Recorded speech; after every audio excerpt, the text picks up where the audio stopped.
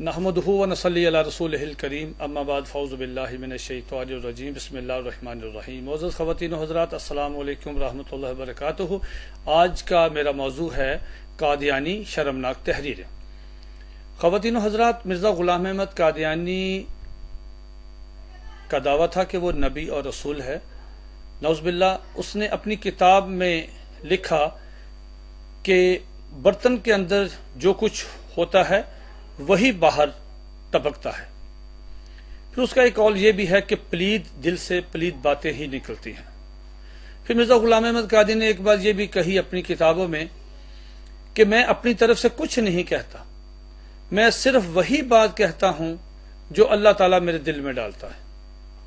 پھر نعوذ باللہ اس نے اپنی کتاب جسے وہ قرآن مجید کا درجہ دیتے ہیں تذکرہ، اس میں اس نے کہا ہے کہ مجھے اللہ تعالیٰ نے یہ وحی کی ہے، وما ينطق عن الهوى ان هوى الا وحی یوحى، کہ اے مرزا قادیانی تو اپنی زبان سے کچھ نہیں کہتا بلکہ وہی کچھ ہے جو اللہ تعالیٰ کہتے ہیں، تو وہی بات کہتا ہے۔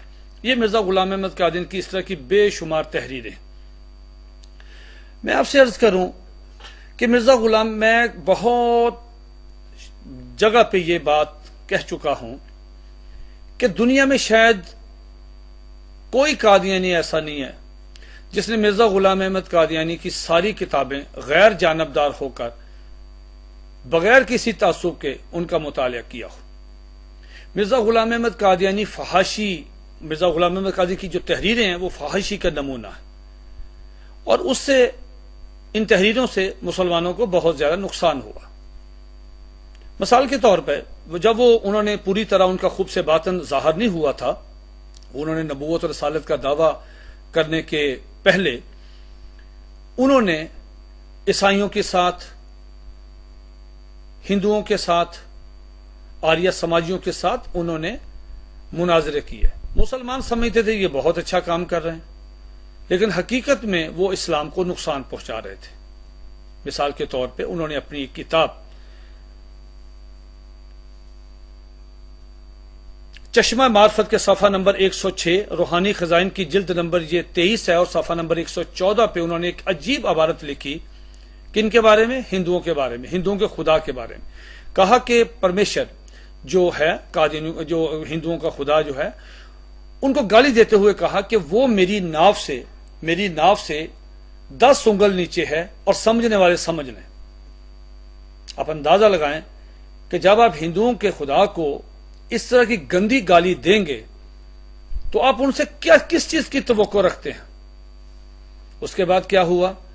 مرزا غلام احمد قادیانی نے ان کے خلاف اس قدر بناوٹی تحریریں، گندی تحریریں لکھی۔ میں آپ کو اللہ کی قسم کھا کے کہتا ہوں کہ یہ تحریر جو مرزا غلام احمد قادیانی کی کتاب آریہ دھرم روحانی خزائن کی جلد نمبر یہ 10 ہے، اور اس میں آریہ دھرم جو ہے کتاب، اس میں مرزا غلام احمد قادیانی نے اس کے صفحہ نمبر 31 سے لے کے 34 تک، 31 سے لے کے 34 تک اس قدر گندی تحریر لکھی ہے، اس قدر گندی تحریر لکھی ہے۔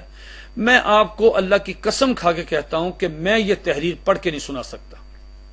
میرا تمام قادیانیوں کو چیلنج ہے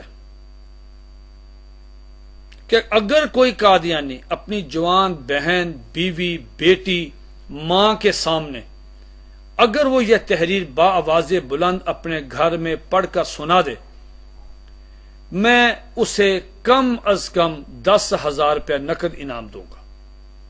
یہ میرا چیلنج ہے۔ اس قدر گندی تحریر ہے ہندوؤں کے بارے میں، لیکن گندی فحاشی ایک شریف آدمی اسے سن نہیں سکتا، پڑھنا تو دور کی بات ہے۔ اور مرزا غلام احمد قادیانی کا دعویٰ ہے کہ وہ نبی ہے، رسول ہے، مسیح موعود ہے، اور اسے معجزہ دیے گئے ہیں، وہ یہ ہے، وہی اترتی ہے، نعوذ باللہ، اور وہ اس طرح کی بازاری گفتگو کرتا ہے جسے کوئی شریف آدمی سن نہیں سکتا۔ اس کے بعد مرزا غلام احمد قادیانی نے صفحہ نمبر 75 اور 76 پہ اسی کتاب کے آریہ دھرم کے صفحہ 75 اور 76، یہ قادیانی کی ویب سائٹ پہ جائے الاسلام پہ، وہاں پہ ساری یہ کتابیں موجود ہیں۔ صفحہ نمبر 75 اور 76 پہ مرزا غلام احمد قادیانی نے اس قدر گندی اس قدر گندی شاعری ہندوؤں کے بارے میں کی ہے کہ کوئی شریف آدمی اسے پڑھنا تو درکنار اسے سن نہیں سکتا. اور ہوا کیا پھر؟ اس کا رد عمل کیا ہوا؟ ہندو کہتے تھے کہ یہ تو مسلمان ہے. اب ہندوؤں کو تو نہیں پتا کہ یہ خبیث آدمی دار اسلام سے خارج ہے، یہ تو نبوت کا اس نے دعویٰ کیا ہے، یہ تو آدمی فارغ ہے. لیکن ہوا کیا؟ وہ سمجھتے تھے کہ یہ اسلام کا نمائندہ ہے اور اسلام کا مبلغ بن کے ہمارے خلاف یہ بیہودہ گفتگو کرتا ہے، ہمارے خداؤں کو، ہماری عورتوں کو بارے میں یہ اس طرح کا گندی اور فوش گفتگو کرتا ہے. اس کا نتیجہ کیا نکلا؟ اس کا نتیجہ یہ نکلا کہ قادیانیوں نے اس کے جواب میں، ہندوؤں نے اس کے جواب، مرزا قادیانی کی اس کتاب کے آریہ دھرم کے جواب میں کیا کیا؟ یہ میرے پاس نعوذ باللہ میرے منہ میں خاک، یہ ہندوؤں کی کتاب جو راجپال نے جو لکھی تھی رنگیلا رسول، نعوذ باللہ، یہ اس کی فوٹو سٹیٹ میرے پاس موجود ہے جو ہندی زبان میں ہے. اس میں کیا ہوا؟ جس کو بعد میں پھر رنگیلا رسول کتاب لکھنے والے راجپال کو غازی علم الدین شہید رحمۃ اللہ علیہ نے اس کو قتل کیا تھا. اور غازی علم الدین شہید ہماری پوری امت مسلمہ کا ہیرو ہے. اور آپ کو معلوم ہونا چاہیے کہ جب غازی علم الدین شہید رحمۃ اللہ علیہ نے راجپال کو قتل کیا تو مرزا بشیر الدین محمود نے خطبہ دیا تھا اپنی عبادت گاہ میں، اور اپنے اخبار الفضل میں یہ آن ریکارڈ موجود ہے. انہوں نے کہا تھا کہ وہ نبی بھی کیا نبی ہے جس کی عزت بچانے کے لیے خون میں ہاتھ رنگنے پڑے. غازی علم الدین شہید کو چاہیے کہ وہ ندامت کرے، معافی مانگے راجپال کی فیملی سے، اس نے جو کیا وہ غلط کیا، نعوذ باللہ. اور اس کے بعد ہندوؤں نے اسی دور میں، یہ دیکھیں یہ اسی کا نتیجہ ہے کہ یہ ہندوؤں نے کتاب ستیارتھ پرکاش لکھی تھی. اس کے 13 ابواب تھے، 13 ابواب. لیکن جب انہوں نے یہ مرزا غلام احمد قادیانی نے یہ کتاب ان کے خلاف لکھی، عبارتیں لکھی، تو ہندوؤں نے اس کتاب کا ایک 14واں باب اس میں شامل کیا. 14واں باب پہلے شامل نہیں تھا. اس 14ویں باب میں کیا ہے؟